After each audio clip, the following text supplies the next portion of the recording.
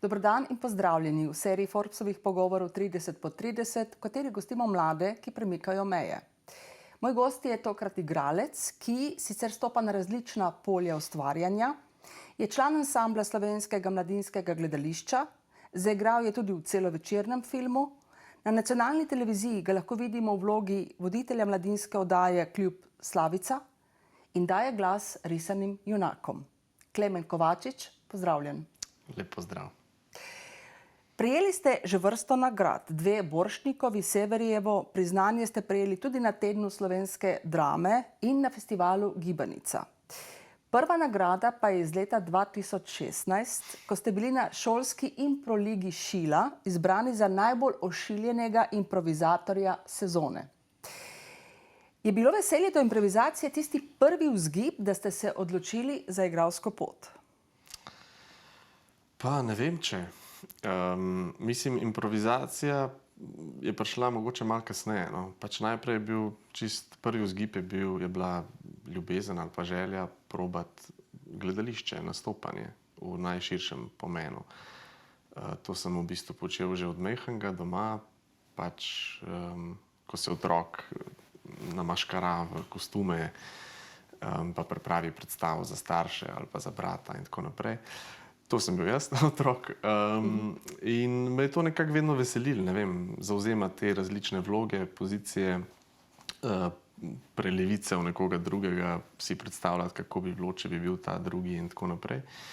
Tako da se mi zdi, da je bolj iz tega vzgiba to prišlo, da mi je bilo to nekako, pač dramski krožek sem obiskoval na osnovni šoli in sem nekako takoj začutil, da se na odru zelo dobro počutim, da se počutim doma, da se počutim zelo svobodno. Da vam to leži? Tako, da mi to leži.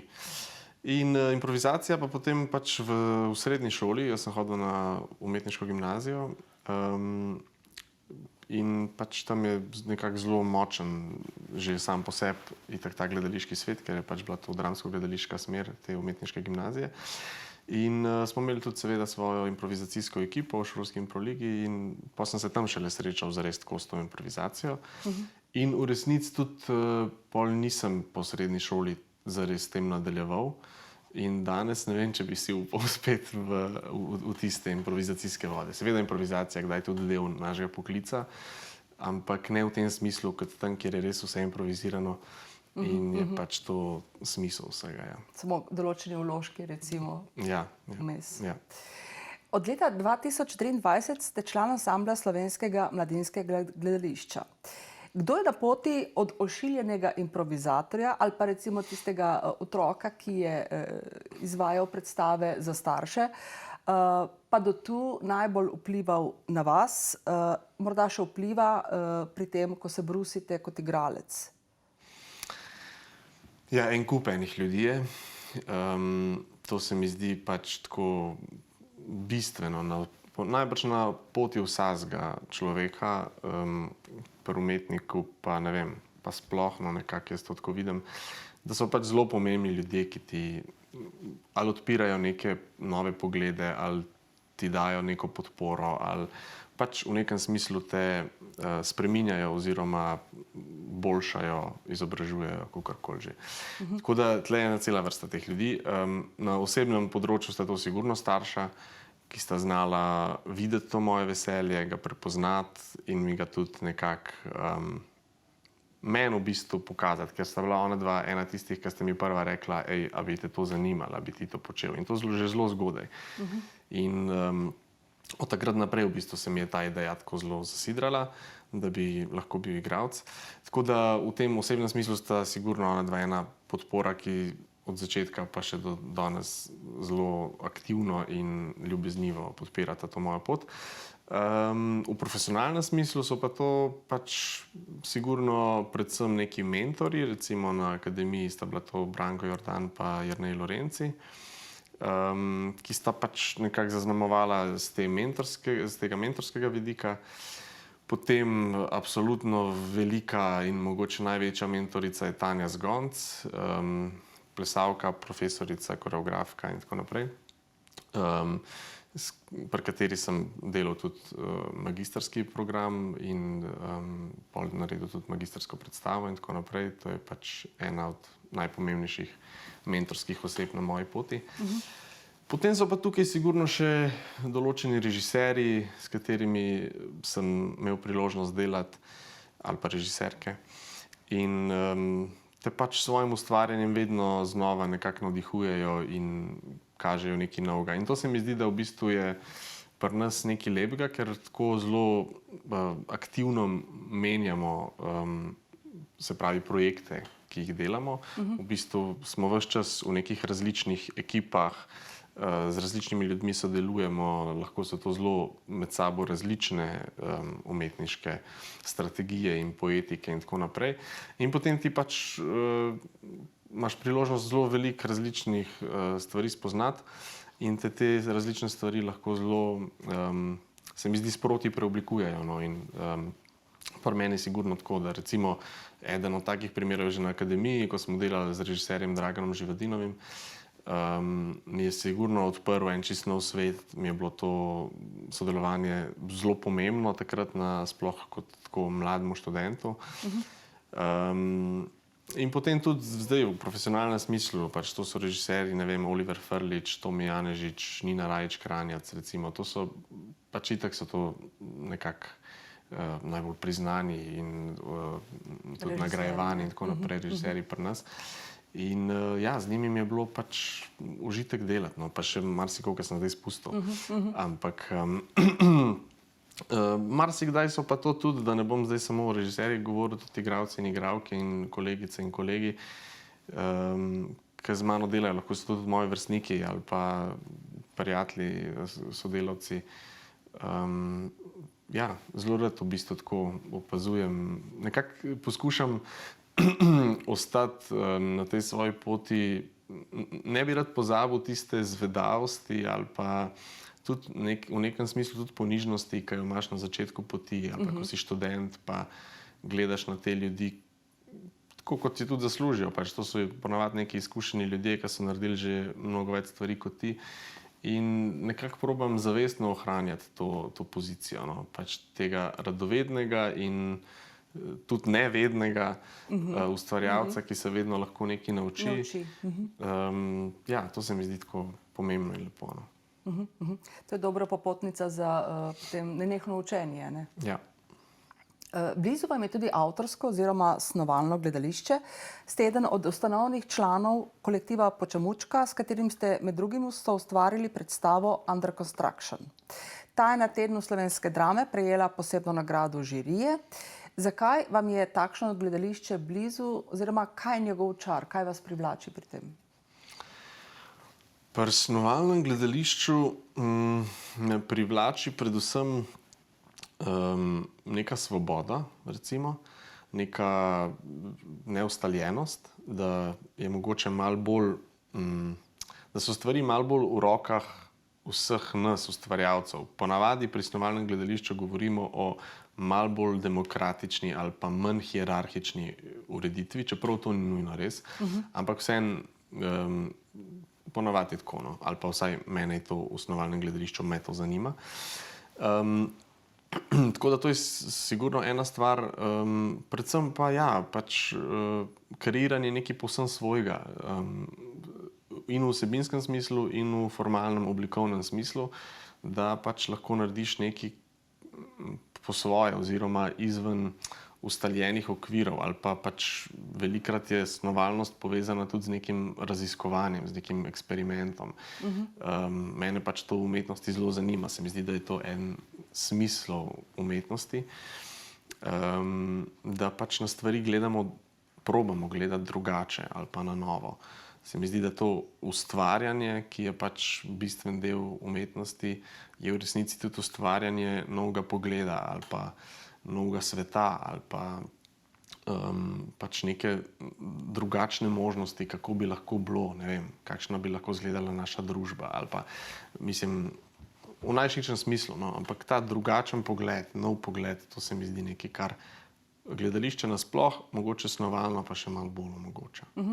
Torej v vsebinskem smislu, da greste še v druge vode, ne, če lahko tako rečem, pa tudi ste hkrati in režiser, in igralec in pač celotno predstavo sami oblikujete. Ja, to je potem malo odvisno od projekta do projekta. Eni snovalni projekti še vedno vsebujejo tako režiserja kot igralce, ali pa je pač ta razdelitev vlog bolj jasna, pa enih pa manj. To je stvar dogovora znotraj vsakega projekta. Ampak ja, mene sigurno zanima in zato sem pač tudi počel avtorske stvari in jih nameravam še početi in tako naprej.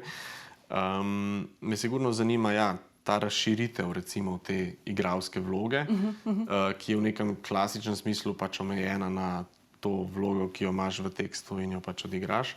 Ampak sej v resnici se te principi snovalnega gledališča, pa to se ne dogaja zdaj, to se dogaja že vrsto let, se te principi v bistvu širijo tudi v neke bolj klasične metode ustvarjanja gledališča. Tako da mislim, da se ta pozicija igralca v vsakem primeru nekako postaja bolj kompleksna ali pa več opolnomočenja prihaja tukaj tudi v smislu avtorstva, da smo v bistvu igralci velikokrat tudi avtorji naših lastnih materialov in tako naprej. In to mi je blizu, ja, ne vem, nekako se znajdem v tem tudi. Koliko je tega snovalnega pristopa recimo v gledališču, kjer zdaj igrate? V Slovenskem mladinskem gledališču? Ja, zelo veliko. Slovensko mladinsko gledališče v resnici po svoje temelji na prav takem načinu dela, ali pa vsaj k njemu teži v smislu nekega eksperimenta ali pa malo bolj nekonvencionalnega ustvarjanja in tudi predvsem kolektivnega ustvarjanja. Slovensko mladinsko gledališče je pač znano potem že predvsem od svojih 80-ih let, v 80-ih letih, ko je bilo nekako najmočnejše ali pa ko je tako res močno zaznamovalo ta naš slovenski in tudi širši evropski prostor, je bilo znano prav potem, pač po nekih kolektivnih praksah gledališča in po pač bolj eksperimentalnem recimo ali pa ja, neustaljenem načinu ustvarjanja. In nekako se mi zdi, da to dediščino poskuša ohranjati. No. Zdaj je pač velik vprašaj zame in za mojo generacijo, ki smo zdaj nekako recimo, da na začetku ali pa tako pač ne, na začetku poti, recimo. Pa pol poslušaš pač te zgodbe iz tistih 80-ih let in tako naprej in malo primerjaš in poskušaš tiste vrednote prenesti v današnji čas in tako naprej. In se sprašujem, koliko je to možno, oziroma vedno znova se zavem, koliko je ta svet drugačen, kot je bil takrat. In mislim, da pač nas čaka naloga, da poiščemo novo obliko tistega gledališča, ampak verjetno s tistimi vrednotami, ki pač jim vsaj jaz želim slediti. No. Nove pristope z... Ja. Pri čemer se ohrani vrednote. Tako, nekako, ja. Več nagrad ste prejeli tudi za predstavo Ag Misteri, ki je nastala v okviru vašega magistrskega študija. Pri tem preseneti podatek, da predstava traja kar 8 ur.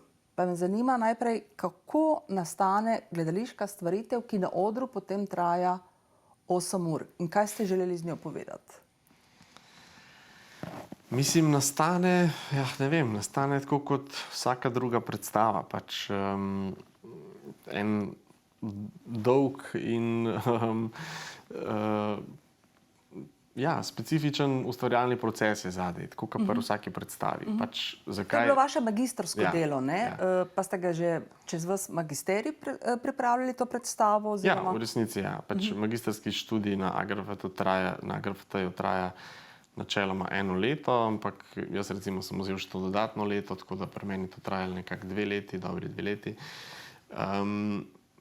In mislim, ja, ne bi mogel čisto določiti začetka, zato ker sploh tukaj gre za tako osebno stvar, da se je pač začela rojevati nekako v meni že prej, kdo ve kdaj. Mislim, ampak ja, absolutno, pač je to en dolg proces, 1 leto, 2 leti, mislim, to ni malo časa, ko se pač postopoma nalagajo neke stvari v tebi in potem nekako izluščaš iz tega, kaj si želiš ali pa kaj te zanima.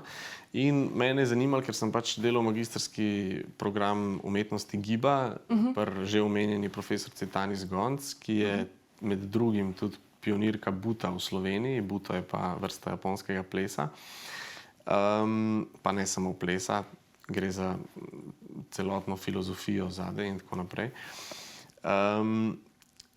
In pač me je ta buto, ki je nekako sestavni oziroma bistveni del tega programa, zelo zanimal, oziroma zato sem tudi izbral ta magistrski program, ker se z butom sreča že na dodiplomskem študiju. In v butu je značilno predvsem to neko preizkušanje lastnih mej, tako psihičnih, kot fizičnih, kot duhovnih. Tam ponavadi vedno greš do konca in vedno nekako poskušaš v bistvu poskušaš doseči, da se nekaj zgodi zares, da se nekaj zgodi tukaj in zdaj. Pač glavni smisel buta je čista prisotnost. Fizična, psihična, emocionalna, duhovna, vsem pač spektru. Pač biti tukaj in zdaj, popolnoma prisoten. In seveda je ena od teh mej, ki jih preizkušaš, tudi časovnost. In mene je pač ta časovnost od začetka zanimala, zato je ta dolžina predstave in ta obsežnost, pač 8-urnost, iz tega se je nekako rodila. Ne vem, nekako sem pač slutil, da je to neka prava pot, prava oblika te predstave. Vsebinsko se mi je pa, mislim, da je bilo zelo povezan s tem, da pač sem magisterij doživljal kot neko prelomnico v svojem življenju, kot v nekem smislu nek simbolen prehod v odraslost, konec nekega izobraževalnega obdobja in začetek neke karierne poti, ampak tudi čisto na osebnem nivoju konec, recimo temu, otroštva ali pa mladosti, začetek neke odraslosti. In pač se mi je to nekako zvezalo skupaj, da je nastala iz tega ena taka, kako bi rekel, to sem poimenoval kot en obračun s samim sabo. Se pravi, da naredim nek pregled za nazaj, kdo pravzaprav jaz sem in kam grem. In pri tem sem pač uporabil tudi to tehniko buto. Zdaj predstava je za vas najprej fizično naporna, ker ste pač 8 ur na odru in ustvarjate in tudi del te predstave, kot ste omenili, izvajate prek japonske plesne tehnike buto. Naporna je tudi psihično, seveda, ker zahteva 8 ur koncentracije, pa tudi čustveno, ker greste nekako, kot ste že omenili, skozi otroštvo in potem naredite nek obračun do tedanjega obdobja in izpeljete prehod v odraslost. Kolikokrat ste to predstavo zaigrali? Zaigral sem jo 5-krat. Na začetku sem mislil, da jo bom samo enkrat. To je bila neka prva ustvarjalna odločitev, da je to, ker je šlo za zelo performativno stvar, se pravi stvar, ki je v nekem smislu neponovljiva, vsaj tako sem mislil. Zato, ker gre za tako realno, osebno obračunavanje samim sabo, da se mi je zdelo, da to narediš enkrat in na nek način potem je ta ponovitev vprašljiva, ker pač si ta obračun že naredil. Nikoli ni več enako. Ja, zato je bil najprej plan, da bo to se zgodilo samo enkrat, ampak potem je pač splet okoliščin in predvsem tak zelo lep odziv te predstave in tudi to, da je bila uvrščena v nekaj pač festivalov in tako naprej. To me je potem prepričalo to, da se splača to še kdaj odigrati. In sem potem tudi jaz sam pri sebi našel smisel v tem, da to še igram. Sem pa našel potem smisel tudi, da temu naredim konec. Tako da jaz sem to predstavo odigral 5-krat in je ne bom več nikoli odigral. Ker sem se pravi. Ste že 5-krat obračunali sami sabo. Na nek način zato, ja. Ker se mi zdi, da pač sem to poglavje zaključil, da pač je to res tako zvezano z mojim življenjem in z mojim prav osebnim, zasebnim življenjem, da sem tle nekako želel pol obrniti ta list in reči, ok, zdaj pa gremo naprej. Je bil ta obračun boleč? Ne, v bistvu ne bi rekel. V bistvu se mi zdi, da je bil Katarzičen? Na nek način mogoče katarzičen ali pa vsaj zelo izpolnjujoč. katarza se mi zdi tako mal. Kaj pa vem, ne vem, a v življenju zares sigurno obstajajo neki prebliski katarze, ampak v nekem velikem smislu, da bi to nekaj zares spremenilo, kaj pa vem, no, saj tudi s tem sem se seveda ukvarjal v tej predstavi, a je pol kaj res drugače, ne. Ko se tako soočiš pač s svojimi odnosi, z samim sabo in tako naprej. Ampak ne, mislim, da je bil zelo izpolnjujoč ta obračun, zelo... tako jaz doživljam nasploh, se mi zdi, da kadar se srečujemo samimi sabo, kadar se poglabljamo v neke svoje lastne vsebine, ali so to, ne vem, družinski odnosi, ali so to naša čustva, ali so to naši občutki, kakorkoli. Jaz osebno to doživljam kot izrazito, ne vem, inspirativno, izrazito izpolnjujoče, nekako me to osmišljuje, imam občutek, da s tem pri sebi nekaj naredim, kar ima neko vrednost in nek smisel. No. Tako mi daje to občutek nekega smisla na tem svetu. In mislim, da pač kot taki, se pravi, opolnomočeni za soočanje s samim sabo, lažje potem stopamo tudi v stike z drugimi, da smo lahko pač na ta način boljši ljudje in tako naprej. Kaj je za vas dobra predstava? To je težko vprašanje. Zelo različno. Mislim, da imajo predstave nekako zelo različne namene ali pa cilje. Tako da mislim, da pač različne predstave učinkujejo različno in so v tem smislu tudi različno, v različnih stvareh dobre. Zame je sigurno dobra predstava, ki se me dotakne, ki me uspe ali čustveno nagovoriti, ni pa nujno, da je to čustveno, lahko je tudi zelo racionalno, lahko me tudi sprovocira, da začnem razmišljati, ne vem, o svetu ali pa o eni tematiki ali pa tako naprej. Ampak zdi se mi, da je dobra predstava, ki te ne pusti hladnega, ki te ne pusti, po kateri ne moreš iti isti domov. Jaz gledališča ne dojemam na način, da je to ena taka zabava, čeprav je lahko tudi, seveda je tudi zabava, pa ne pravim, da recimo komični žanr je super žanr, ne govorim o tem, absolutno je lahko tudi v tem velika moč. Ampak ja, ne vem, ne gledam pa na gledališče na način, da gremo tja tako malo, da pozabimo na stvari, ki se nam sicer dogajajo, potem pa gremo domov pa v bistvu pozabimo tudi na to predstavo. Ampak da dajo misliti. Ja, da nas v nekem smislu spreminjajo, tudi če so to zelo majhne spremembe. No? Ampak zdi se mi, da tiste res dobre, vrhunske stvari so stvari, ki nas nekje zadanejo, ne vem, se nas dotaknejo, nas nagovorijo na nek pač svoj poseben način in ostanejo potem z nami. No, mene recimo zagotovo se je dotaknila predstava, v kateri igrate Inkubator. Se je tudi vas kot igralca? Ja, sigurno. Inkubator je ena trenutno mojih ljubših predstav, ki jo mislim, da cela ekipa, vsi jo mislim, da zelo radi igramo. Govori o katastrofi v Gazi, ne? Tako, o genocidu v Gazi. Ja, pač to je en tak paradoks te predstave, da je seveda se ukvarja z eno najhujših tem, ki se trenutno na svetu dogaja. Ampak hkrati je nam, ustvarjalcem, zagotavljala spet en občutek smisla, en občutek, da delamo nekaj, kar je treba povedati. Sploh mogoče ne toliko zaradi ljudi, ki te grozote tam doživljajo, čeprav seveda tudi zaradi njih, ampak težko si mi predstavljamo, kaj to zares je, in govoriti v njihovem imenu je pač vprašljivo, če že ne malo hinavsko, sploh z vidika nas Evropejcev, ki po svoje v vsem tem sodelujemo. Zato se nam je zdelo v bistvu še bolj pomembno govoriti o nas samih, se pravi o naši tako imenovani zahodni, sodobni, demokratični družbi, kjer se vsi te pridevniki, ko pride do genocida v Gazi, v bistvu kar konkretno sesujejo. No. in preopraševati to svojo pozicijo, kdo smo mi, na kakšne načine se mi opredeljujemo do tega, kar se tam dogaja, na kakšen način potem mi obračunavamo med sabo z tem zaledjem in tako naprej.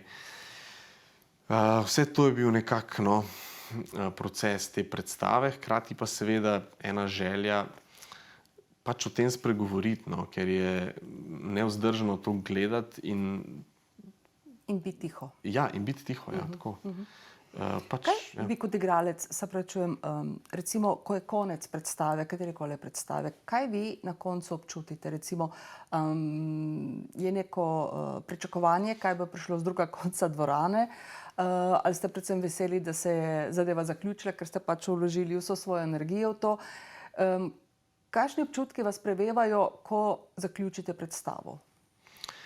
Mislim, sigurno je pričakovanje, kaj bo prišlo z druge strani. To že med predstavo, ves čas pač loviš in detektiraš. Pač, včasih gledalci mislijo, da jih mi nekako ne zaznavamo, ampak mislim, popolnoma jih zaznavamo. Pač v vsakem šumenju, premiku, vzdihu, napetosti, nasmehu, tišini, vsem tem pač probaš detektirati, kako danes gre. Mi vsakič, ko se konča, si rečemo, danes so pa kar v redu gledali, danes so bili malo zadržani.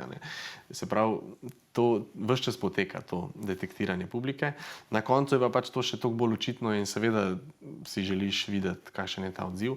In tudi potem s kom spregovoriti kakšno besedo ali pa dobiti kakšen odziv, to meni osebno vedno pomaga, pomaga. Dobro mi dene, pač fajn mi je ne ostati v nekem svojem občutku in svetu brez tega odziva, ker je pač, tako kot ste rekli, dal si tja veliko sebe, veliko energije in je dobro pač dobiti nazaj neko ali potrditev, ali kritiko, ali pač kakorkoli že to je. Tako da ja, zelo različno, ampak predvsem si želiš tega stika s publiko. Pač publika je bistven del gledališča. Včeraj smo imeli eno obnovitveno vajo za predstavo 1974 in pač na obnovitveni vaji ni publike oziroma so pač ljudje, ki predstavo poznajo, so del ekipe. In ja, potem je pa še en kolega, ki predstave še ni videl, si usedel v publiko in nekaj časa sedel tam in naenkrat se temperatura dvigne, začneš drugače igrati, čutiti. Pač, ko te nekdo gleda, takrat šele dobi smisel to, kar mi počnemo. Tako da gledalci in gledalke ste in smo bistveni. Pomemben člen. Ja. Če zdaj pobegneva še malo v otroški svet oziroma v svet risank. Na nacionalni televiziji, kot sem omenila že na začetku, vodite mladinsko glasbeno oddajo Klub Slavica, kjer se predstavijo mladi talenti. Kakšna izkušnja je to za vas oziroma kaj vam mladi dajo, kaj želite vi njim dati? Super je ta izkušnja. Zelo lepo je gledati pač mlade, ki ustvarjajo. Brez pritiska ocen? Tako, to je zelo pomemben del te oddaje, da je pač oder namenjen res temu, da pač njihovemu ustvarjanju, da pokažejo, kaj počnejo. Ne zato, da bi jih ocenjevali, kot je to mogoče malo prepogosto navada, ali pa da bi iz tega delali nek šov ali pa neko senzacijo ali pa kakorkoli, ampak v neki avtentični, iskreni luči. In izkazalo se je, da so ta prostor res pogrešali, oziroma da ga pogrešajo, da nimajo veliko priložnosti se pokazati. Mladi ljudje, recimo tam od 10 do 18 leta, zdaj tako malo okvirno govorim. In jih je v tem pač super gledati. Super je, včasih se mi zdi, da zdaj sebe štejem že med odrasle, pa tako, in se mi zdi, da včasih malo poenostavljamo pač svet mladih ali pa njihovo doživljanje sveta, pač radi malo pojamramo, kako pač niso več tako, kot smo bili mi ali pa, in pol jih videti v tem, kar njih zares zadeva, se pravi v ustvarjanju, se mi zdi, da imajo možnost to res izraziti. In te mladi in mlade, ki pridejo k nam v oddajo, so res neverjetni. Mislim, to so eni nastopi, so že prav tako na res visokem nivoju. Mislim, to so ljudje, ki ki so za to in talentirani in to dobro delajo in jih čaka, mislim, da samo svetla prihodnost. Ampak res jih je lepo videti v tem, kako oni doživljajo svet, a ne, in ga pač prek ustvarjalnosti potem to artikulirajo in tako naprej. In to, ja, in se mi zdi, da če lahko ta prostor nudimo in jih ob tem še nekako povabimo k razmišljanju o tem, se pravi, da to delijo potem tudi skozi pogovor, ki ga imamo v oddaji, in ponavadi, oziroma vedno je tam tudi en, recimo temu, slaven gost ali pa gostja, ali pa pač nek uveljavljen ustvarjalec, ustvarjalka, s katerim se lahko pogovarjajo ali pa pogovarjamo. To se mi zdi tako pač dragoceno za mlade. No. Tako, tudi če si predstavljam sebe, ko sem bil v tistih letih, so mi take stvari pač zelo veliko pomenile. No. Tako da, je spodbuda, ne? Sigurno je spodbuda, tudi ljudje te vidijo. Danes je to malo čudno reči, ker pač mladi imajo načeloma vsako sekundo možnost se objaviti, se promovirati na družabnih omrežjih in tako naprej. In to itak počnejo, sigurno. Ampak v tej razpršenosti teh družabnih omrežij in vseh teh vsebin, ki jih tam pač po 5 sekund gledamo, se mi zdi, da vsem televizija še vedno prinese neko svojo težo, sploh pa nacionalka, ker se mi zdi, da je pa to tudi neko poslanstvo nacionalke, da pač mladim omogoča prostor za tako tudi, recimo temu, bolj kvalitetno ali pa uredniško vodeno uredniško voden prostor, kjer imajo možnost se lahko izrazijo. Tudi, kot že omenjeno, sodelujete tudi pri sinhronizaciji risank na televiziji Slovenija. Na prvo žogo človek pomisli, da je to en sam užitek. Pa me zanima, je to res? Je ta vtis pravi? Ali je to bolj garanje? Je, pravi je. Mislim, vsaj kar se mene tiče, to je meni mogoče en največjih užitkov v igralskem poklicu. Ne moram reči, da to delam zelo veliko, ali pa v vsakem primeru bi si želel več, ker je to, no pač pride sem pa tja kakšna priložnost za nekaj takega.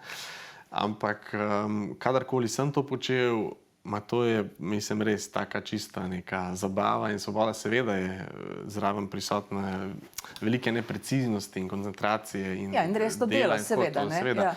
Ampak to se ne izključuje med sabo. Seveda. Pač ja, to mi je pa res tako popoln užitek. No, ker je tako... V katerem liku recimo ste najbolj uživali?